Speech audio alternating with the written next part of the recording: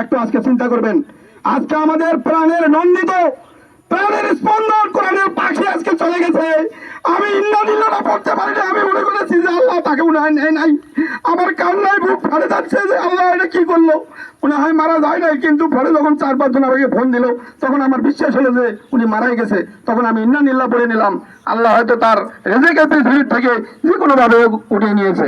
আমরা তার জন্য দোয়া করবো, আল্লাহ যেন তাকে জান্নাতবাসী করে জান্নাতুল ফেরদাউস নসিব করে, আমিন। আসলে এই বাংলাদেশের যে শেখ হাসিনা ফ্যাসিস্ট সরকার এই যে চিন্তা ভাবনা করতেছে, এর পায়ের তলায় মাটি নাই, সে চিন্তা ভাবনা করতেছে আমাদের তো গায়ে চামড়া বাঁচাতে হবে, কিভাবে বাঁচা যায় সেটাই তার ধান্দা। দেখেন একটা জানাজার নামাজে তো তারা বাধা দেয়, কি জন্য?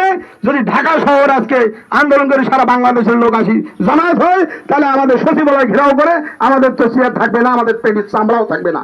এটাই তাদের সবসময় ভয়, কারণ সব তারা এতই অন্যায় করেছে। ট্রাইব্যুনাল তারা গঠন করেছে, এই ট্রাইব্যুনালের বিচার তাদেরই হবে ইনশাল্লাহ। আমাদের কয়েকটা লোক খেয়েছেন, আপনারা 350 জন ধরে আপনারা ট্রাইব্যুনালে ঢুকবেন, আপনাদের আন্তর্জাতিক আদালতে বিচার হবে, আপনাদের চামড়া থাকবে না। আমরা বলে গেলাম এটাই হবে ইনশাল্লাহ। আল্লাহ আপনাদেরকে ধরে ছেড়ে দেবে না, আর বাংলার জমিনের মানুষও ছেড়ে দেবে না আপনাদেরকে।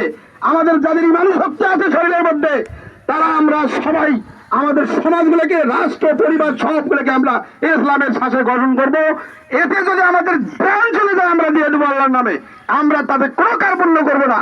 কারণ আমাদের যে ঊর্ধ্বতন ভাইরা চলে যাচ্ছে দেখেন, তারা কোনো মাথা নুয়ে দেয় নাই, মাথা একমাত্র আল্লাহর কাছে নুয়ে দিছে, পৃথিবীর কোনো মানুষের কাছে তারা প্রাণ ভিক্ষা চায় নাই।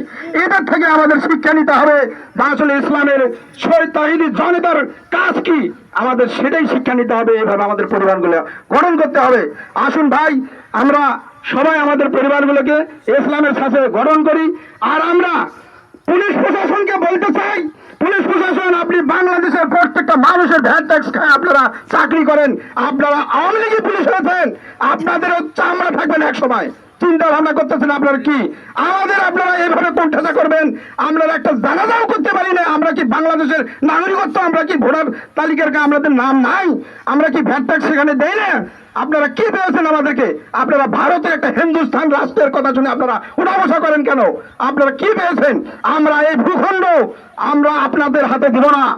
আপনারা 71-এর ইতিহাস জানেন না, 9 দিনও যুদ্ধ হতো না।